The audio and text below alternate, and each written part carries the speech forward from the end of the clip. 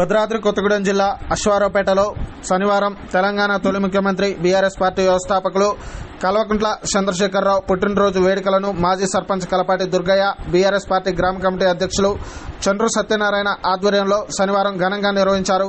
ఈ సందర్భంగా వారు మాట్లాడుతూ తెలంగాణ రాష్ట్రాన్ని సాధించిన గనుడు, తెలంగాణను అభివృద్ధి పథంలో నడిపిన మహనీయుడు, తమ పాలనలో బడుగు బలహీన వర్గాలకు ఉపయోగపడ్డారని అన్నారు. దేశంలో ఏ రాష్ట్రంలో లేని అనేక సంక్షేమ పథకాలు ప్రవేశపెట్టి తెలంగాణను దేశంలో అగ్రగామిగా నిలిపిన ఘనత కేసీఆర్కే దక్కుతుందని కొనియాడారు. ఈ యొక్క కార్యక్రమంలో బీఆర్ఎస్ నాయకులు పాల్గొన్నారు.